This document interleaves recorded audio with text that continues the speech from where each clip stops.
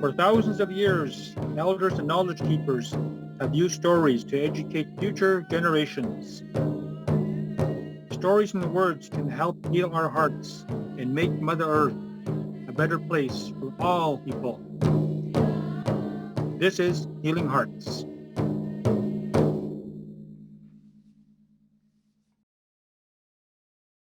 Hello, everyone. Good evening and welcome to Healing Hearts. Well, 2021 has been quite the year. We've had vaccines. We have unearthed the tragic atrocities on residential school lands, Orange T-shirt Day, and finally, National Truth and Reconciliation Day. And through it all on Healing Hearts, we have discussed all of these hard topics and had some really engaging conversations. So tonight we take a look back with some of the people behind the scenes and find out what shows really truly resonated with them. But first, a word from our sponsors. So the Hive is a climbing and fitness facility, so we're bouldering only, which means no ropes or harnesses. We use mats for protection. The four pillars of our business are climbing, education, health and wellness, and community, and those aspects all kind of come together to create like a 5-star climbing experience. Well, I can't believe that the year is almost at an end. And you know what? Thank you so much, Clayton and Adrienne, for joining us and talking about the year of Healing Hearts. I mean, it has been a passion project. And I think definitely with Clayton as our knowledge keeper, it has expanded. And let's just maybe chat right now quickly on some of the reactions that you've indicated from people not only living right here in Manitoba. Okay, thank you. Yeah, it's been quite the journey. I can't get over where what number show we're on right now, and it's yeah, but it's been a really interesting for me. I remember, I think maybe like in the maybe 1980 or 81 or something like that. There was no. It had to be about maybe 85. There was a Métis lady. Her name was Sherry Thibault. She had a program called Wood Smoke and Sweetgrass, and basically it was a live show, and she brought different guests on, and she asked me to come on a couple times, and she was actually a teacher at a school here just in St. James, and she was actually my son's teacher, so I got to know her a little bit off the show, but I think the show lasted about a couple of years, and I often thought that it was so important for us to get our stories out there and our information out there to whoever who may be interested. And then when we started this last month, well, I guess it was this year, or maybe well, we had the idea last year, but when we started this year, to me it was again my thinking shifted a little bit, and it was important for I guess myself and for yourself and for Hanny to start getting the word out to the next generation and to younger people of all the different topics and stories that we had on, and that's sort of where it sort of really took me in that direction of it's important, to try to get certain guests on to talk about certain ideas and topics and that, and to basically to try to get as much feedback as possible. And I think maybe what really kind of well, one thing that really surprised me from having Healing Hearts was my niece had got a hold of me after about maybe 6 shows, and I hadn't talked to her. Her name is Dakota, and she texted me from Edmonton, and we lost touch about maybe 11 years ago, and that's the first time she reached out to me, and she was actually watching Healing Hearts in Edmonton, and then so we reconnected, and I actually went out to Edmonton to visit her this summer, and meet her family and reconnected again. And her mother, who was my younger sister, passed away in 2003, and Dakota was I think 11 years old at the time. And then of course she bounced around different places. She actually came and lived with me for a while, and then she wanted to go back to Calgary where her mom had passed away at, and I guess she felt that she had more connection there, and so she moved back to Edmonton and wound up bouncing around different places, and didn't do too well for a while. She told me, and then basically had a child, and was a single parent for a few years, and then met a really super nice guy from Hobbema, which is a reserve just south of Edmonton, and his name is Josh. And so when she reached out to me and said that she's been watching Healing Hearts, and she said some really touching things to me about how some of the stories have been really touching her, and she learned some new things. She says, and she said, and her older siblings told me this at the time when my sister passed away, that they asked me one time, they said that how come you as the youngest sibling in your family are so different from your own family members, and I don't know if they really realized that all of my older siblings went to residential school and I didn't, and they had said that, you're different in a way because you say things that um, our family rarely ever hears. Here, you talk about, about you know, loving each other, and caring for each other, and saying I'm sorry, and basically talking about the truth. And they said, how come our older siblings, your older siblings, have a difficult time doing that? And I just said, I didn't have the answers, but I just said, it could be because they went to residential school. It could be because they were abused. It could be a number of different things. And I didn't go to residential school, but I was part of the 60s school.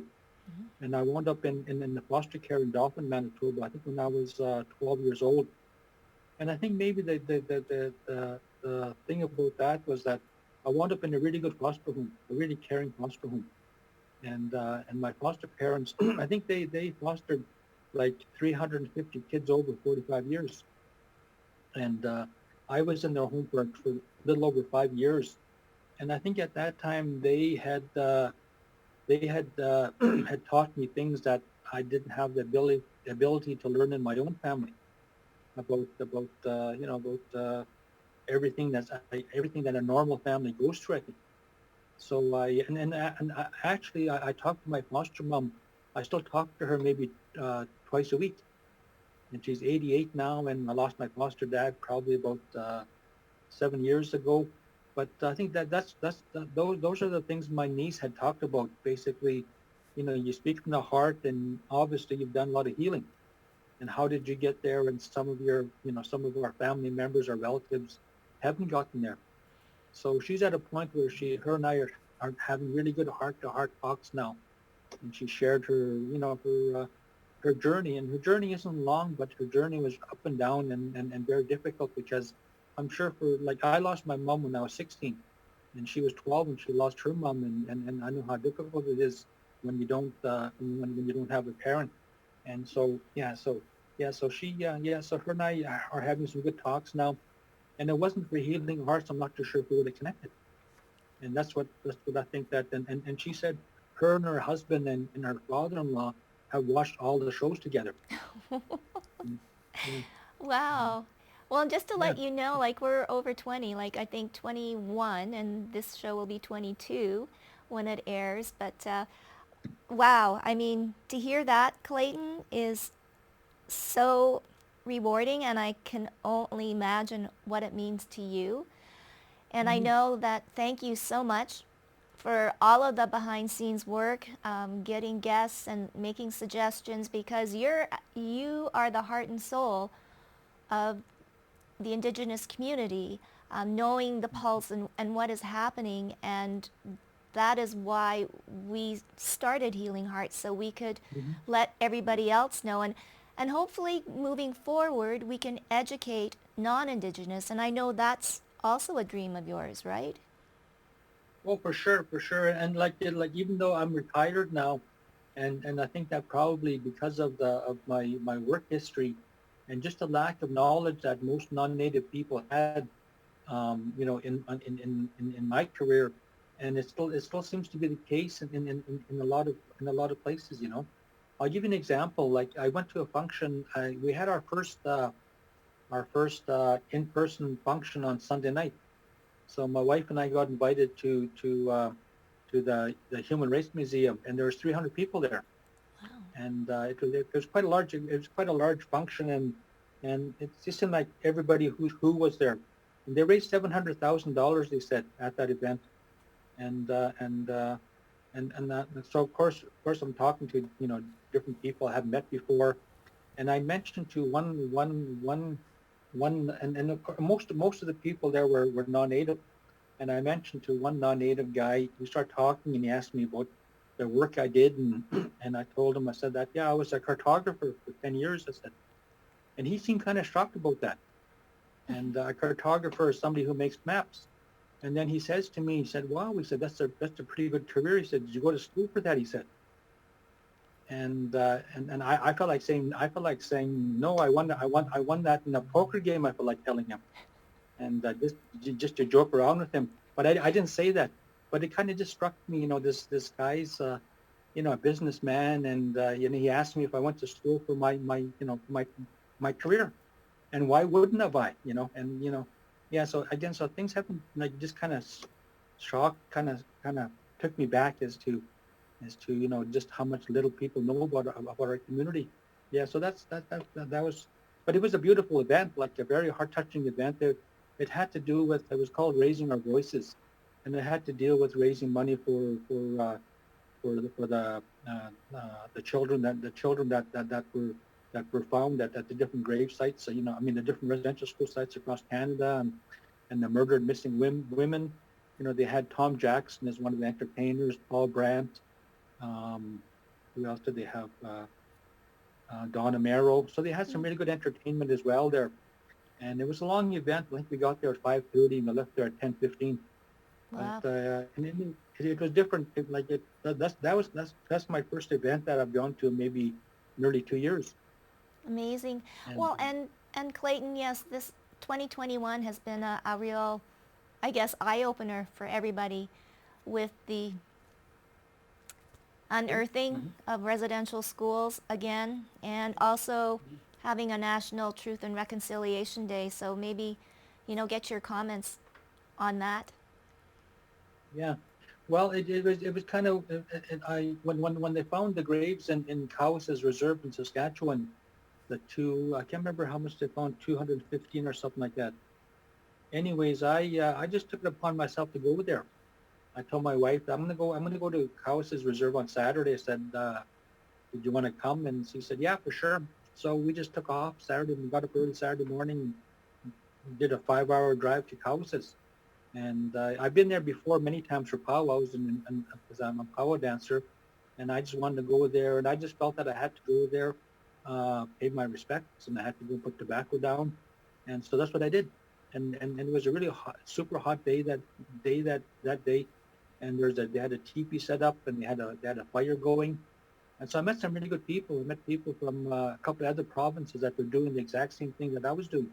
They went there and they had those little flags all over this big field, and basically those were basically where they had found the graves, and for each flag that they had inside the ground, they had a little small little toy, a baby toy for each one. So that was really touching for me also too. So yeah, I think it's important. And then my community of Sioux Valley, we own the residential school site in Brandon, and I went there on end of October for the Truth and Reconciliation Day.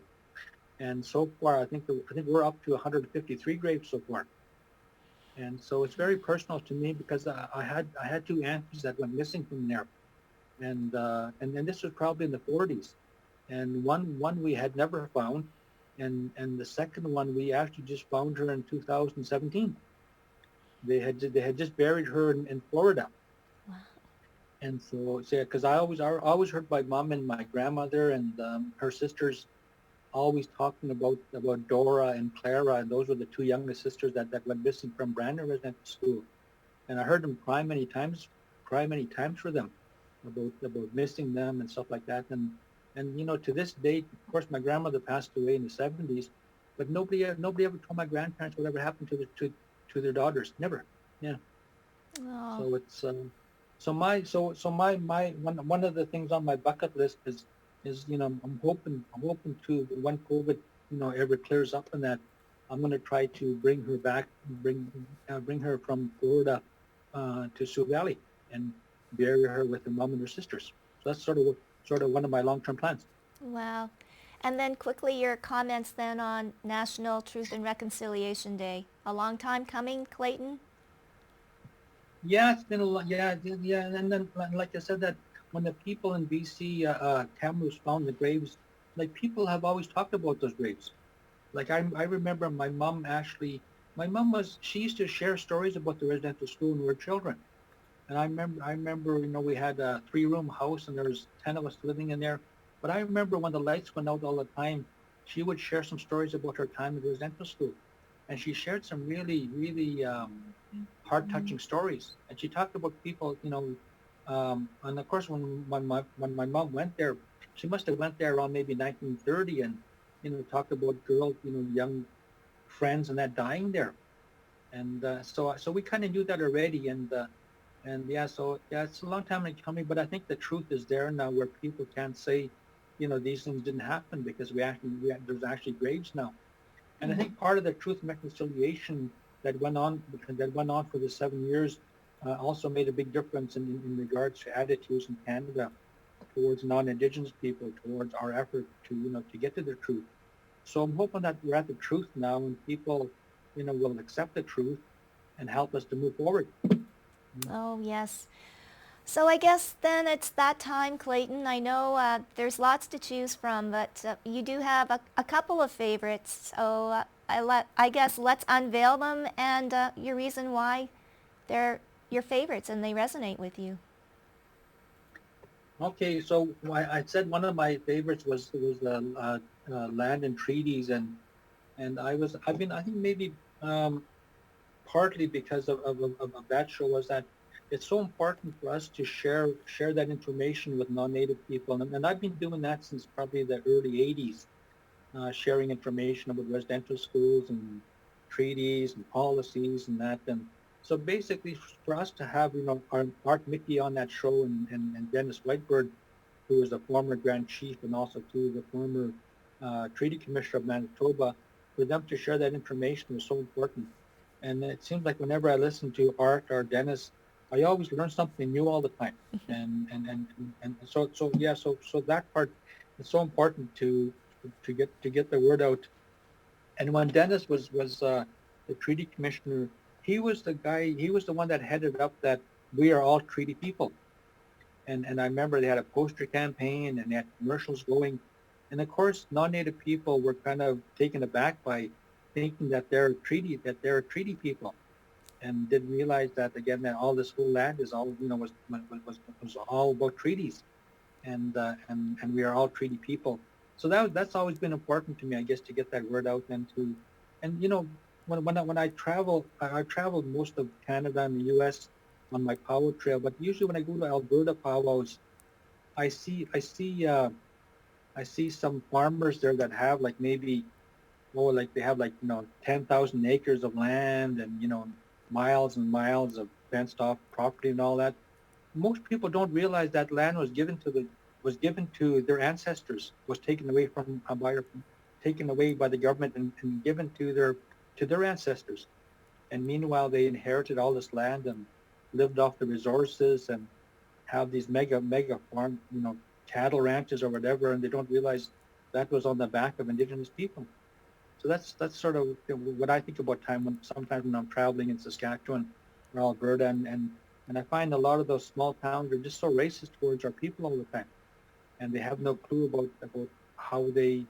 I remember one time I was doing a workshop in the '80s, and it was actually to the Canadian Grain Commission, and I was telling them that, and of course, whenever farmers go through a difficult time, they go to the government for help. If they have too much rain or if it's too hot, they go to the government for help, and the government helps them.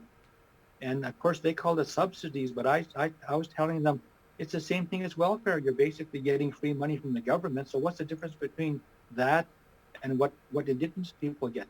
And they had a hard time swallowing that. And I think we were together for 2 days, but they were quite taken aback that I would say that. And I just said it over and over again. You got free, you're going through rough times. You got free money from the government, and that's the same thing as getting welfare. And and it's not their title that they weren't happy with. So we couldn't come to agreement that the subsidies that they get is the same thing as welfare. My second topic that I liked was the addictions show we did. And of course, I had a friend of mine in there. His name is Lance, and I met Lance probably I don't know, maybe 2014 or 15. And I'm always happy or excited when I meet people who beat their addiction. And because I've had so many of my family and friends and colleagues that didn't beat their addiction and have passed away because of it. And so yeah, so whenever I meet people who've gone through that or are going through that, and were able to to get through it and come out the other end, very positive and all that. And when I met Lance, I actually offered to do I volunteered to do men's sharing circles at the Red Road Lodge on Main Street, and that's where he was working. So him and I just hit it off, and we became good friends. And I had him come out and share a story a couple of times at different events. And the same thing, he lost his mom when he was like maybe 5 years old. She got beat up in a bar in Vancouver. Some guy hit her with pool cue over a pool game and killed her. And so yes, that's how he got his start. And all his trials and tribulations and welfare, and he actually, Lance is about maybe 45 years old, but I think at that time when I met him in 2015, he just actually met his siblings for the first time. And there was probably about maybe 6 or 7 of them that were taken away, and they were scattered all over Canada. So he was just in the process of meeting his siblings for the first time in his life. Oh. And of course he has kids of his own now, and he's done really well.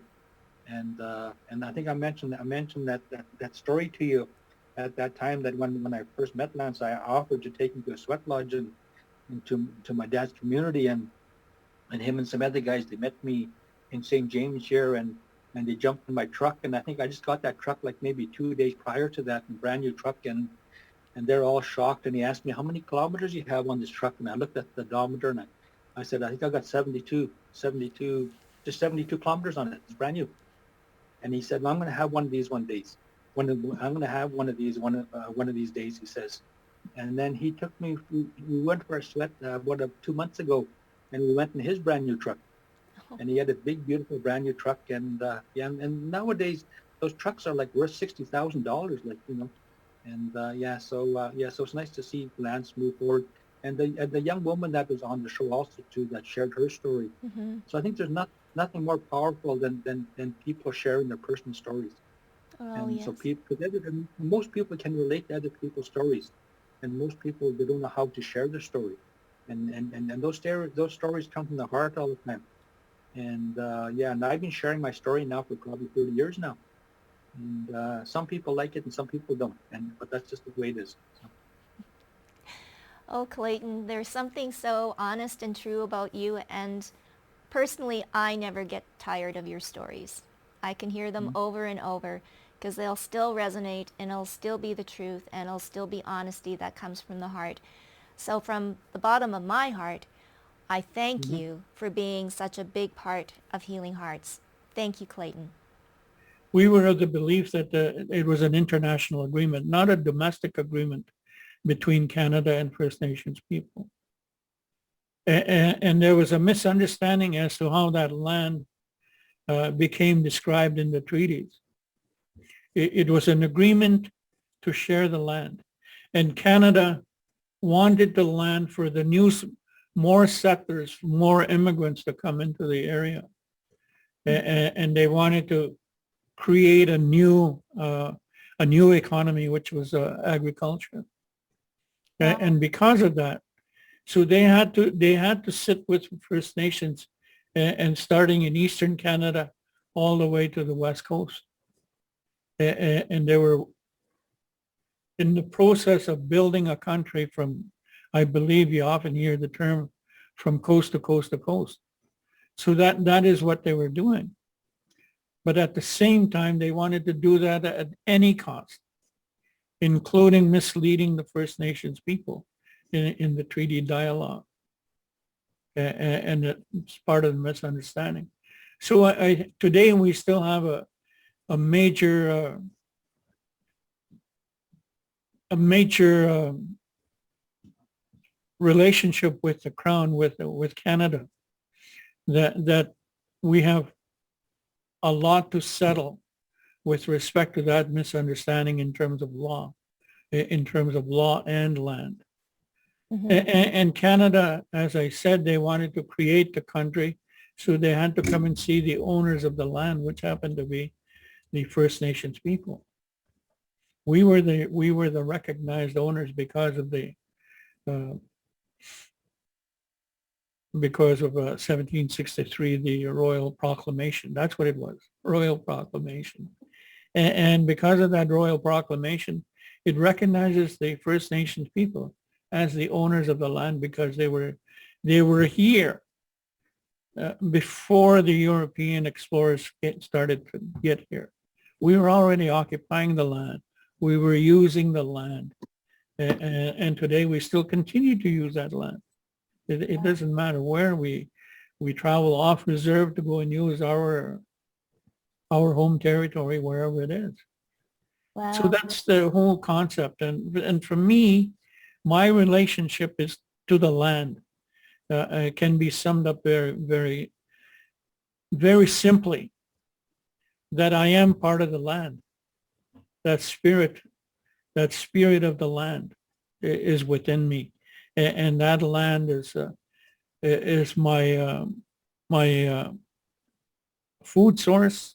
It is my clothing source. It is my medical source. Everything that I need is in the land. And that's how it was prescribed to us by the Great Spirit, and sometimes which we know as the Creator. And we have that understanding that the land was provided for our sustainability. So Wow. that's the relationship. Oh, well, we'll talk more about it, Dennis. And yes, going back into history and how so many lessons that we need to learn. And I guess that takes me to our next guest here, Art Mickey, former president of the National Association for Japanese Canadians, and still such a vital role player in our Japanese community here in Manitoba. You hear Dennis's story about the history of the land and what it means to the Indigenous people. The same too, I think, with Japanese Canadians. And so Art, you're going to share your lived experience to really what happened to the Japanese Canadians back in the 1940s and probably even earlier.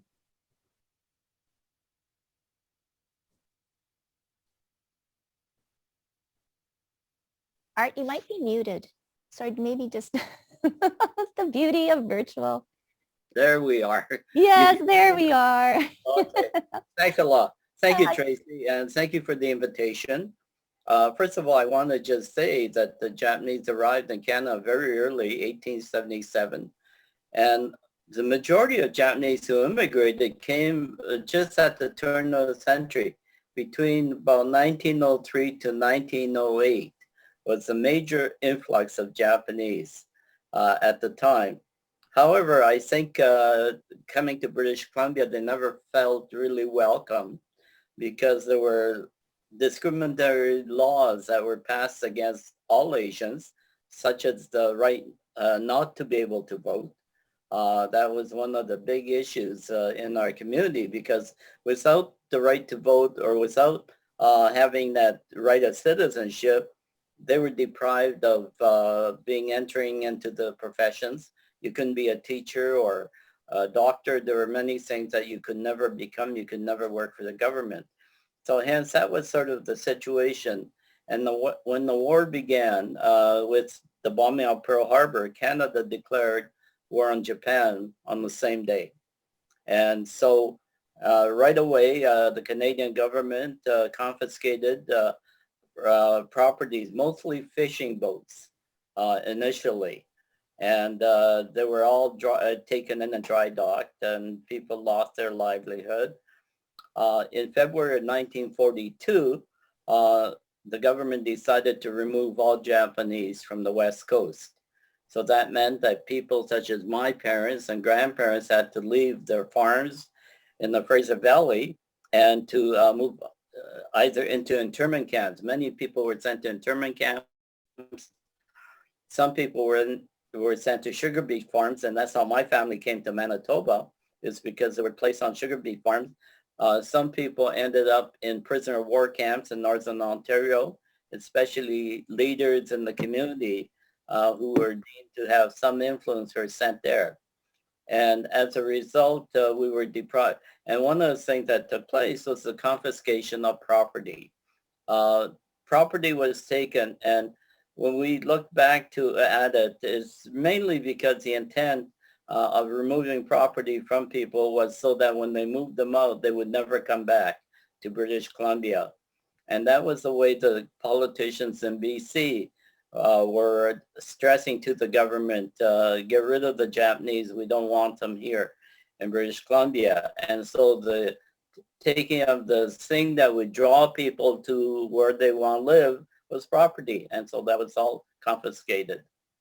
People really never received much money for it. In fact, our community paid for their own internment. The government used the monies that they gained from all of this to pay for our incarceration. And so it's interesting that the government didn't really spend that much money in removing Japanese. As a result of that, people were scattered across the country. The initial intent of the government was to send all Japanese to Japan.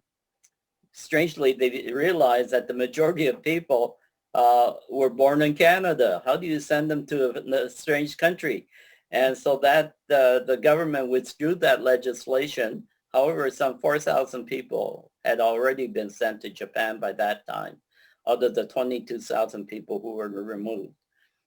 And so it was that situation. People were scattered across the country. You could not go back to British Columbia until 4 years after the war ended. Many didn't go back because there's nothing to go back to. Our community in 1977 celebrated 100 years in Canada. At that time, people began to talk about their experiences and what happened.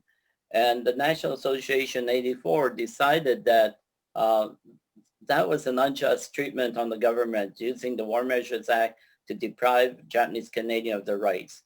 And we started a campaign to get the government to acknowledge that they made a mistake. And certainly we're asking for some form of compensation. Initially, our community was the one that was quite opposed to any action against the government. Interesting enough, I think that happened with many other groups as well. Initially, there's a reluctance to do that. But we felt there was a basic human rights violation that needed to be acknowledged. And so initially the government was they were prepared to apologize. They were prepared to set up some type of foundation in recognition of the losses. But our community felt that individuals who lost their properties and lost their livelihoods should receive individual compensation. So that became the big stumbling block for 4 years with the government. Finally, in 1988, and this is interesting, in the United States, very similar thing happened to Japanese Americans, and President Reagan signed a bill in 88 to give compensation to Japanese Americans.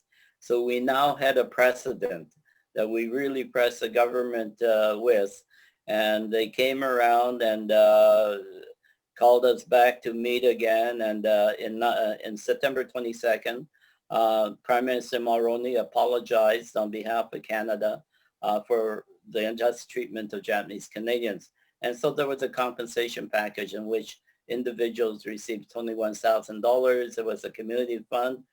And one of the things that we felt is that as a minority group, when we were going through this whole process of campaigning, we did not have support. We couldn't go to the government for funding to help do our studies. In fact, they laughed at us when we asked for them to do research on our losses. And so we had to raise our own money to do that. But we felt that other groups in our country would have similar problems. And so we recommended and established the Canadian Race Relations Foundation, in which our community contributed half of the funds for a $24 million endowment, and the government put in $12 million as well. And so that was a legacy on behalf of all those Japanese Canadians who did not receive compensation because they had already passed away. So it was an our honor that we recognize that. So that's the situation with the redress parts, Tracy. Wow.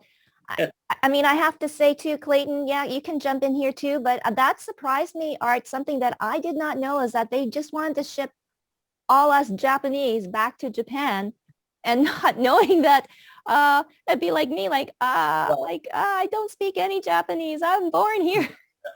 But you know, when people look Japanese, and even today, Oh, I mean, yeah. I still get asked, when did I come to this country? When I've been here for 4 generations or 3 generations, they still ask that question. So it's the visibility part. And so at that time, I'm sure anyone who looked Japanese had to be a foreigner. I guess tonight I'd like to go to Lance first to share your story, Lance, but also to give hope that there is light at the end of the tunnel, right? Absolutely. For myself, I mean, I was an addict for over 30 years. It's funny that this meeting falls today. I mean, today's my 7th year of sobriety. Wow. So there's changes possible, right? So I've smoked everything. I've drank it all.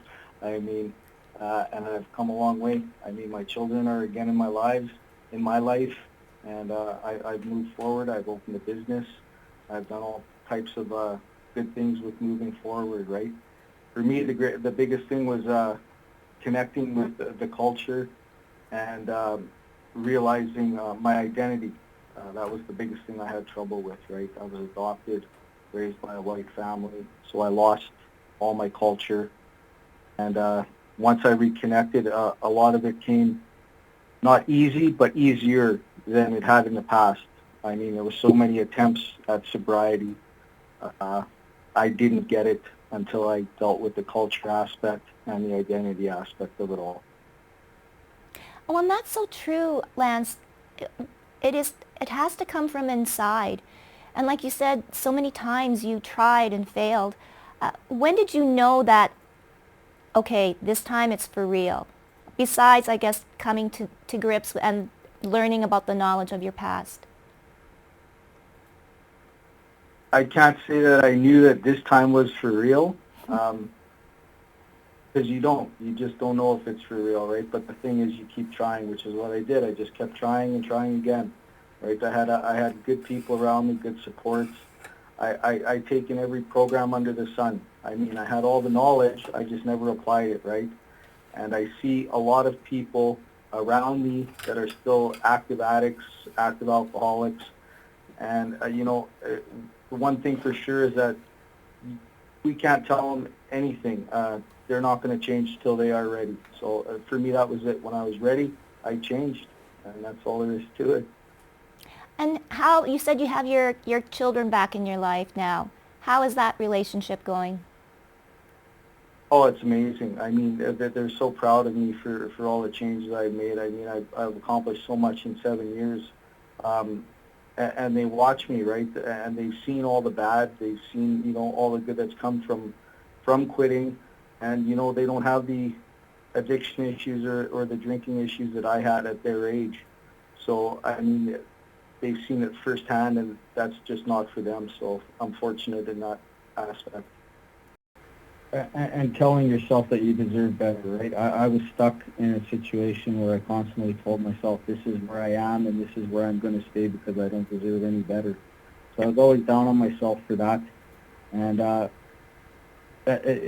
it was just stuck there. I just thought I had to be in that rut, and that's where I was going to remain. Once I started looking into the cultural aspect, reconnecting with family, stuff like that, being part of the 60s scoop, getting in touch with siblings I've never met, things started really falling into place for me and made things a lot easier. Knowing where I came from, that I do have family and supports out there, and utilizing all that and moving forward. So that was the biggest part. And I want to ask, Lance, was there a person or someone close to you that you talked to first and told them about, your issues, your addiction? Not so much one person. I mean, everybody kind of around me saw everything I was doing. It was more or less that I saw the people that have faith that I could do better, that kept giving me chance after chance after chance. And it made me realize that, you know what, if people think I can do better, why don't I think I can do better? And once I changed my thinking and started making better choices, it led me to where I am today. Yeah, no. Well, that's great. Amanda, for you, breaking the... Once again, I have to agree with Lance. Like once you get in that cycle of using, eventually you get so down and out on yourself and you're like, I don't deserve any better. And so I found with myself, the worse I got into that hole, the heavier I got into the drugs. And it just was a vicious cycle. And then after losing my kids, it probably took me a good month of really using even worse because I felt like I had no purpose. Like why am I going to try to clean up? Just because that's an addict's mind. Because you use the drugs to numb the pain. But in the long run, I finally realized, like, what am I doing? I have 2 kids out there that I need to be there for, and that's when I fought to get in to BHF to break that cycle. And then once I got out of BHF, that's when I relapsed and I used again, and I found that relapse. It was a couple days. It just opened my eyes, and I'm like, do I want to be back in that hole?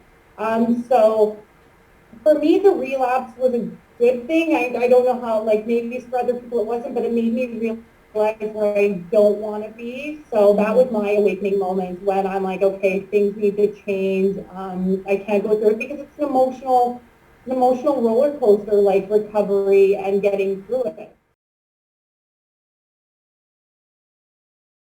Welcome back to the Best of Healing Hearts 2021.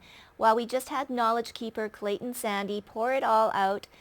He is always a person for a good story and always a good heart. So thank you, Clayton, once again.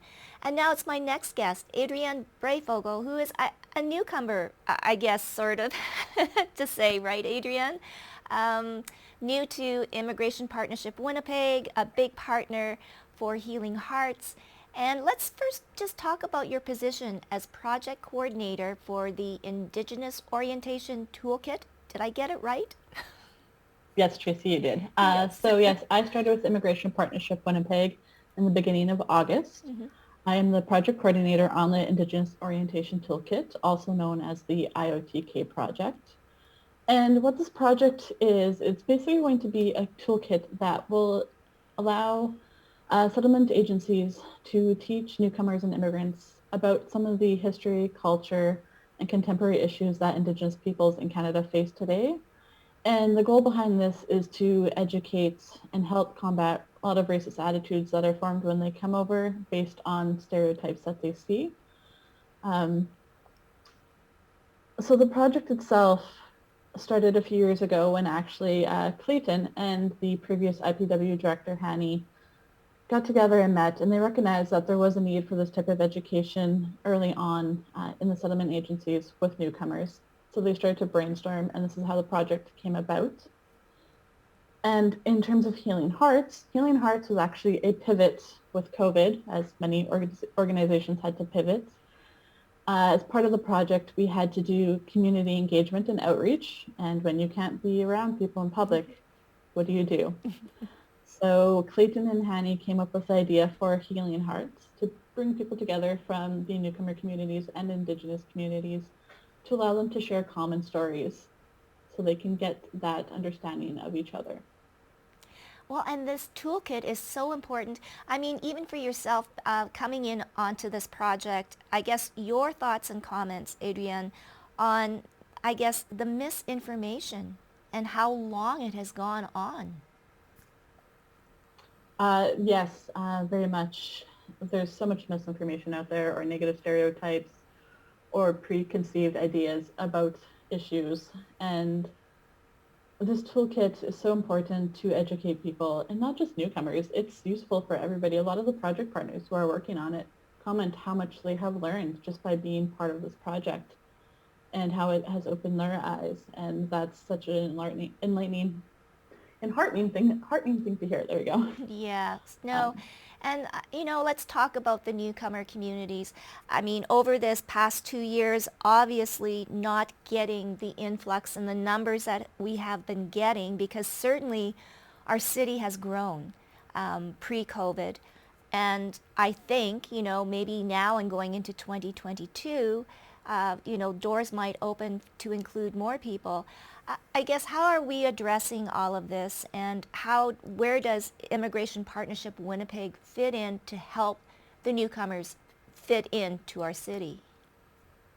So Immigration Partnership Winnipeg in itself is not a settlement agency. We offer services to settlement agencies to help them, or we do things like creating the IOTK project. So we are, in a way, a resource for settlement agencies themselves. Yes, and we need those resources so much, right, is to get the word out, because if somebody comes new to our city, they don't know where to go, and to have, a resource center that can point people in the right direction is so, so important. We look forward to, when will the toolkit be done, the IOTK kit be done? So the end of the project is going to probably be June of next year. Most of it will be done by then.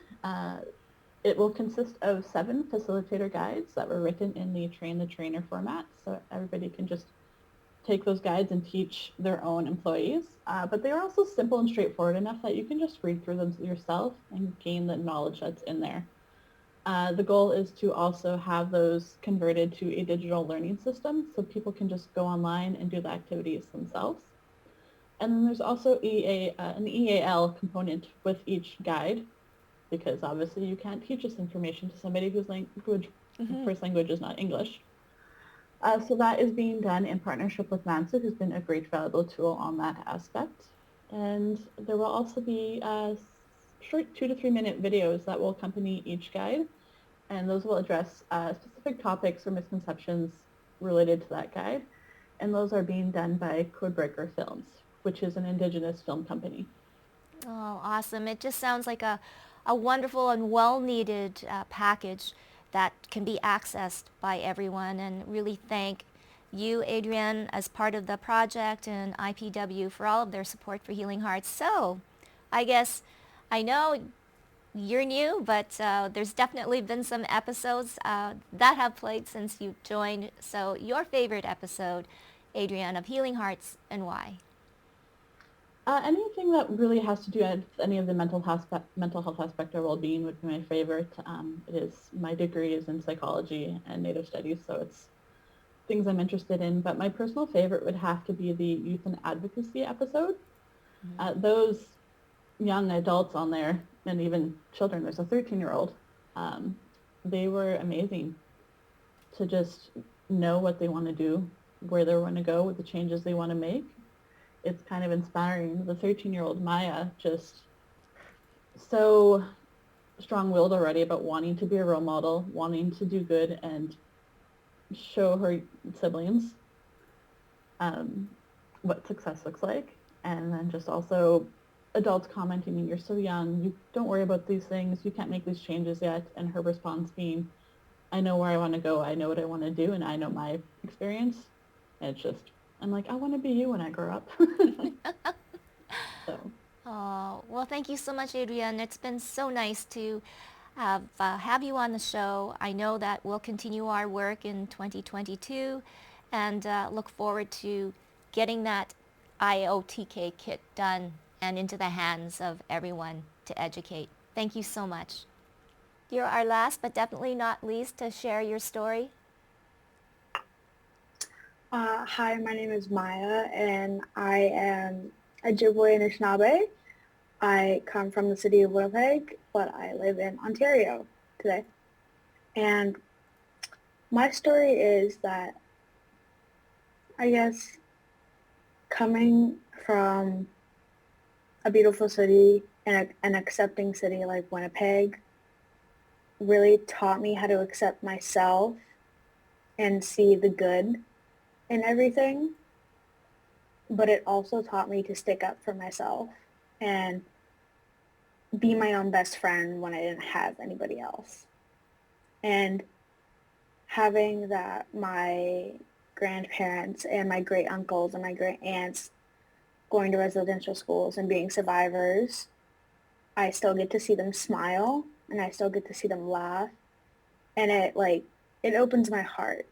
And I guess hearing everybody talk about their degrees and masters and finishing up school, I am finishing up school, but I will be graduating grade 8. I'll be 13 and my job is to be a leader for my little sisters and my little brothers, and as a young woman to show them that they can stick up for their rights too, and just to be there and be a kid too at the same time. Yeah, some of the role models were like my grandmother, my granny, and my grandpa.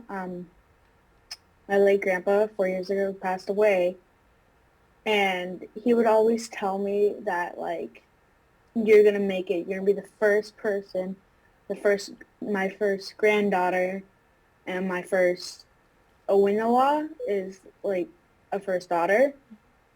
The first person to go to university and complete, or college and complete a degree or a PhD. I really looked up to him a lot, and I look up to my mom for being there, supporting both cultures, Polish and Ojibwe. And I look up to my grandmother too, because she teaches me the old traditions, and I look up to my other grandmother who teaches me her traditions. And I feel like that's important, that you keep the role models that you have now as long as you can have them. Oh, great. How about you, Durst? I didn't have any growing up until I met my mentor, Eddie. He was an interesting person to meet. So in mid-2016, I was in a previous foster home before I was moved here, or the previous other one, well, whichever. Well, I was gone to this one summer. We went to this field trip to Toronto. So my old foster parent took me to a place that I did not know where I was going, obviously, because I was in Toronto. So we went to this one house, a big place. Well, the house was little, but the area was big. So I met this guy. He was a strange guy because he was old, and I don't know why. Then my foster parent says, meet Eddie or Edward or whoever.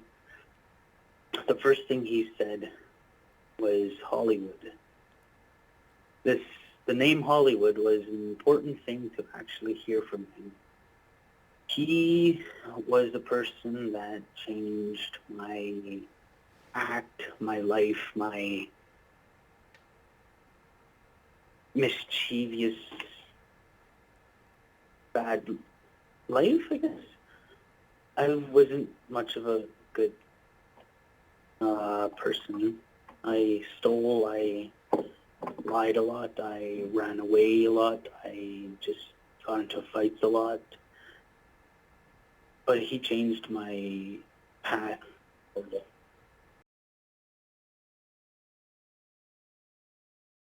We want to give a very special thank you to all of the guests on Healing Hearts 2021. We truly enjoyed all of the conversations we had on the show. And of course, to Clayton and Adrian, thanks for spending the time and sharing your thoughts on the episodes that resonated so much with you. And to all of you that have watched Healing Hearts, thank you. It means so much to us. And we look forward to 2022. So from all of us here on Healing Hearts, to all of you, Have a very safe and wonderful holiday and a happy new year. Thank you and good night.